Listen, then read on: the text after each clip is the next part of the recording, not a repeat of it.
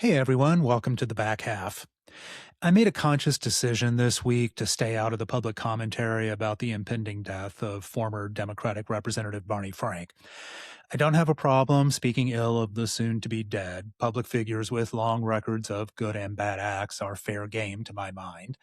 I didn't have super strong feelings about Barney, a man I only ever had a few brief interactions with. I did know his reputation as a bullying asshole, which, surprise for some folks, I suppose. My problem was more that, if faced with a choice between saving a baby that's hanging over a boiling cauldron and saving face for the Democratic Party, well, get ready for baby stew because we all knew where Barney's true loyalties were. That's why he's been devoting some of his last moments engaging in hippie punching to the left on trans issues. Then Bil Browning published his recollection of Barney on his Substack, namely his story of being groped by the congressman as a young gay political activist. When I saw that Bill had posted it to Facebook, I immediately dove into the comments to confirm what I suspected would be there.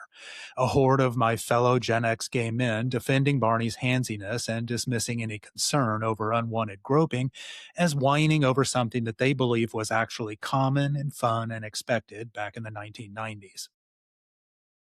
Bullshit.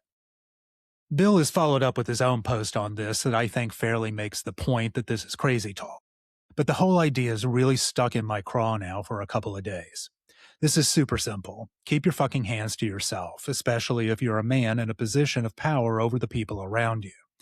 I'm not just saying that because I had my ass grabbed by anonymous hands so many times while making my way through the Sunday night crowd at JR's or working my way to the bar at Trax or trying to force my way through that stupidly narrow hallway between the front and back bars at Badlands. To be clear, lest someone accuse me of hypocrisy, playing secret grab ass with strangers is a different thing than engaging in some flirty face to face physicality. I did a lot of the latter and had a lot of it done to me. The thing is, those were situations where you could say no. The fact that I rarely said no does not change the ethical calculus here. That still was true back in the 90s, even if we were all acculturated to just accepting it as the way things were. And getting back closer to Bill's story of Barney, it is harder to say no or stop to someone who has the power over you or influence over your desired career. I've spent my time around rich and powerful gay men who take more liberties than they should. And as a twink in my 20s, I let things slide because I didn't want to rock the boat. I didn't want to do something that would keep me from moving up whatever ladder I was focused on at the time. But that's not the only reason I keep coming back to those Facebook defenses of bad behavior that I'm picking at an open wound. Around 1993, I sliced my knee open on a car license plate while running around clubbing. Probably should have gone to the emergency room, but Trax was calling and I wasn't going to miss it. So I patched up with band-aids and promised my friends I'd go to a doctor later. I hadn't found a regular doctor at the time, so I chose one from an advertisement in the Washington Blade. I got a quick appointment, and a couple of days later, I was sitting pantsless on an exam table as Dr. Redacted stitched up my knee and gave me a tetanus booster. Then, during the all done portion of the visit, he was fondling my genitals and giving me a kiss on the cheek, telling me I was so beautiful. It happened so fast, it stuns you. And I convinced myself that it wasn't a big deal, that I was misinterpreting what had happened, that he was just being a little overly friendly. So when I came down with a case of strep throat a few months later, I went back and I got fondled and kissed again. That time I stopped convincing myself. This wasn't the first time I'd run into inappropriate behavior in a doctor's office.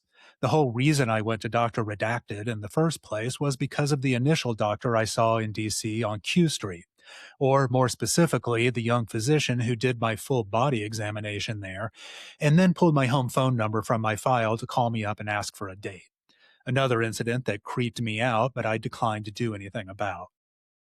A large part of the reason I didn't report these guys is because, yes, at that time, we were telling ourselves that it wasn't a big deal.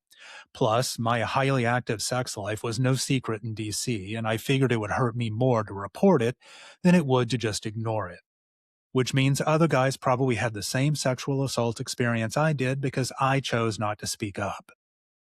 Too many people are still saying it wasn't a big deal, that it was all in good fun, and everyone actually enjoyed it. As Bill notes in his piece, that's the sound of older gay men rationalizing their own bad behavior. I may be getting older, but I'm still a fan of forthright sexual antics, of intense flirting, of slutting out to your little heart's content. None of that is incompatible with keeping your hands to yourself until you know they're welcome. It's not incompatible with being respectful of people who are younger than you, who depend on you for their job, who look up to you as a role model. My generation of gay men needs to finally learn that enough is enough.